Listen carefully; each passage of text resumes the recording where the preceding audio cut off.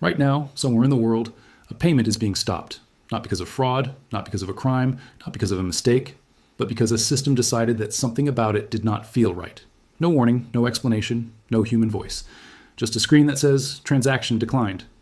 And suddenly, everything pauses. Your food, your rent, your travel, your work, your life. Most people think this happens randomly. They think it is bad luck. They think it is a glitch. They think someone at the bank made a mistake. That is comforting. Because if it is random, it is not personal.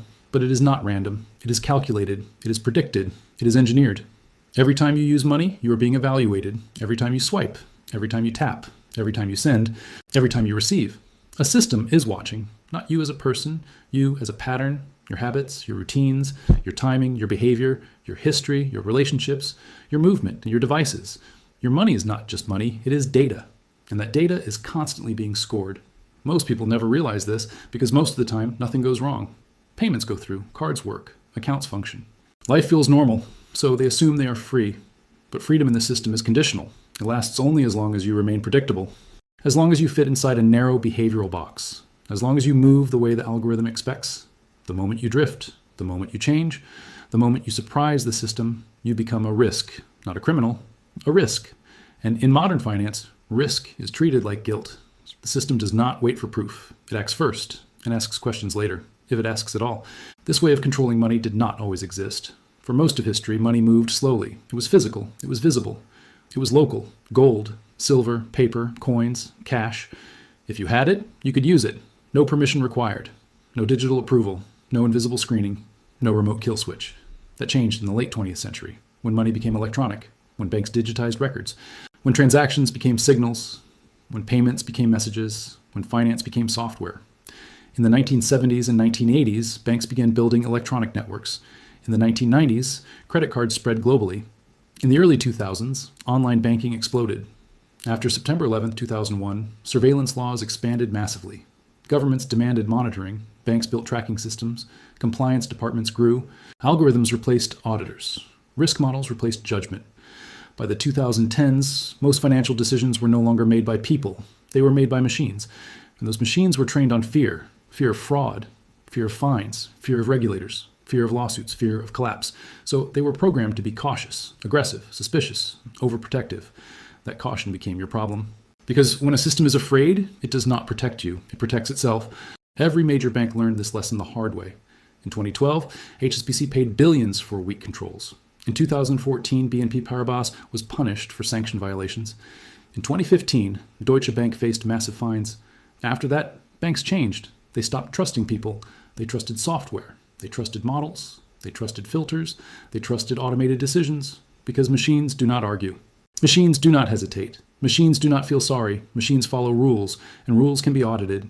So today, when you make a payment, you're not dealing with your bank. You're dealing with a network of risk engines, compliance platforms, monitoring software, sanctions filters, behavioral models, data brokers, scoring systems, and each layer has the power to stop you, any one of them, at any time, without telling you why. This is why people wake up locked out of accounts. This is why businesses suddenly lose access. This is why charities get frozen. This is why journalists get blocked. This is why travelers get stranded. This is why families cannot access savings. And nobody gives a reason. Because the system does not owe you one. It was never designed to explain. It was designed to enforce. Most people only discover this when it is too late. When their screen turns red, when support cannot help, when emails go unanswered, when weeks pass, when bills pile up, when stress builds, when panic sets in. And that is when they realize something terrifying. They never controlled their money. They were allowed to use it as long as the system approved. This is how transactions get flagged. Not by accident, not by chance, by design, and this is only the beginning.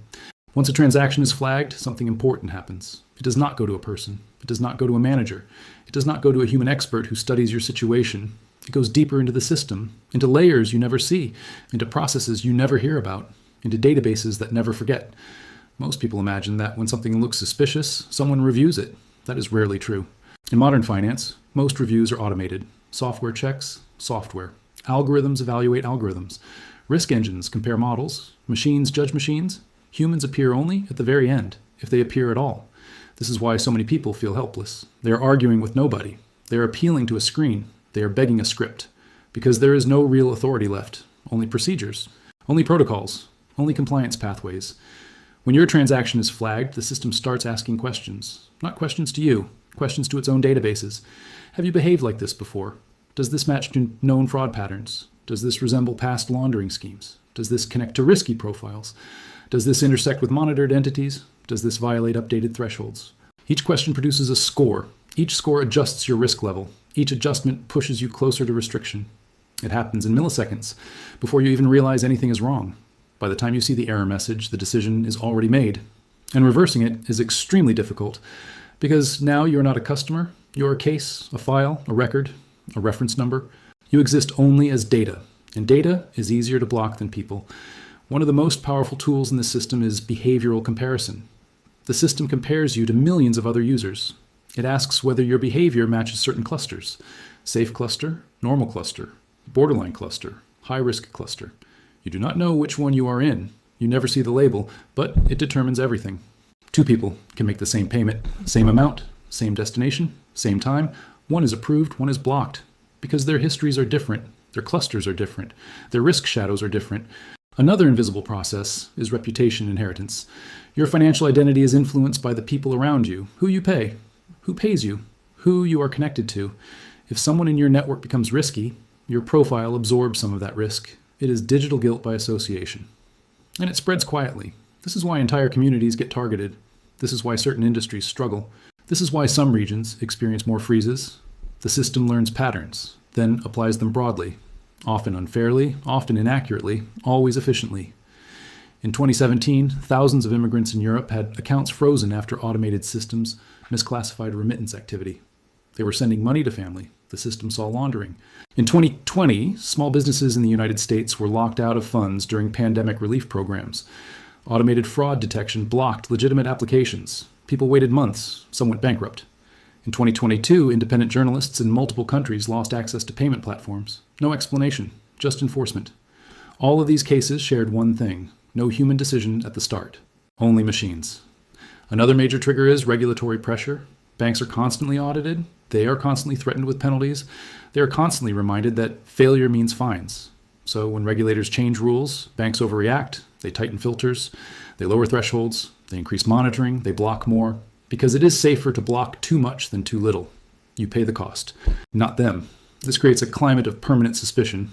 Every customer is treated as a potential liability. Every transaction is treated as a potential violation.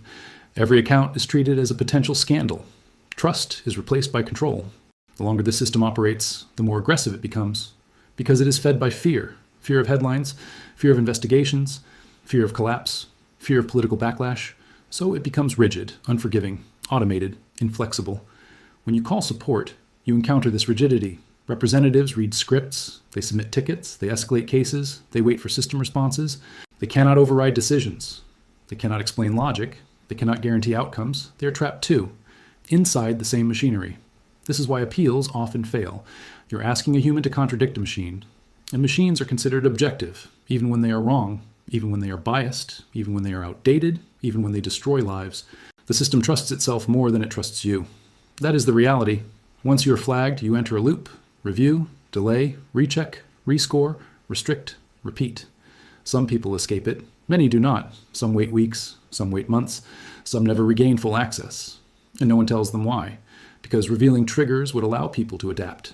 And adaptation threatens control, so the rules remain hidden, and the machine remains powerful. When a transaction is flagged, most people believe it is temporary. They think it will be fixed. They think it will be reviewed. They think it will be reversed. They think everything will go back to normal. Sometimes it does. Often it does not. Because once the system marks you as risky, that label does not disappear. It becomes part of your financial identity. It follows you across banks, across platforms, across borders, across years. Your name becomes linked to a probability, a likelihood, a prediction. And predictions are treated like facts. This is why people who experience one major freeze often face others later, at different institutions, on different platforms, with different excuses. The original reason may be gone, the shadow remains. In 2018, researchers studying European banking systems discovered that customers flagged once were several times more likely to be flagged again later, even after reviews cleared them. The system remembered. In 2021, financial watchdogs in Australia reported similar patterns. Once a profile was labeled high risk, it rarely returned to baseline. Risk only moved upward. never fully down. This creates a permanent underclass, not based on wealth, not based on education, not based on intelligence, based on system trust. Some people live inside green zones. Everything works. Payments flow, loans are approved, accounts remain stable. Others live inside yellow zones. Occasional reviews, occasional delays, occasional restrictions.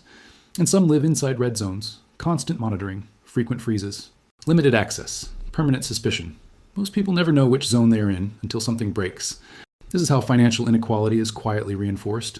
Not through laws, not through politics, through algorithms, through models, through invisible thresholds.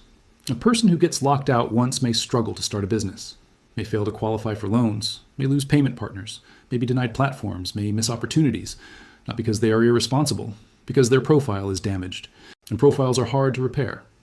Over time, this changes how people behave. They become cautious.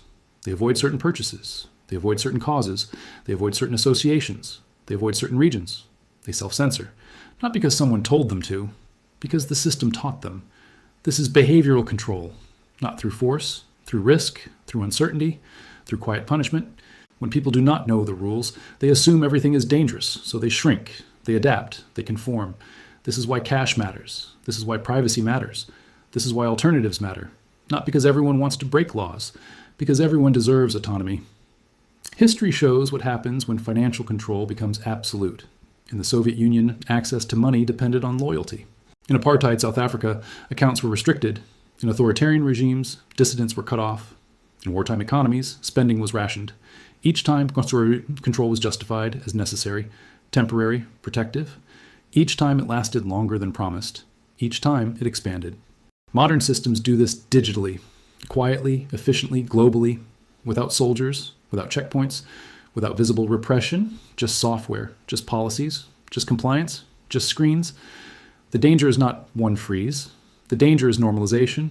When people accept that access to money is conditional, when they accept that permission is required, when they accept that explanation is optional, when they accept that appeal is rare, that is when freedom erodes. Not suddenly, gradually, one inconvenience at a time, one restriction at a time, one silent denial at a time, until control feels normal and autonomy feels unrealistic. This channel exists to expose these mechanisms, to explain what is hidden, to connect patterns, to give you awareness. Because awareness changes behavior, and behavior changes outcomes. If this series is helping you understand the system you live inside, if it is making you think differently about money and power, if it is giving you perspective that most people never get, then stay with us. Subscribe, not for entertainment, for clarity. Because in a world run by invisible systems, understanding is the only real leverage you have.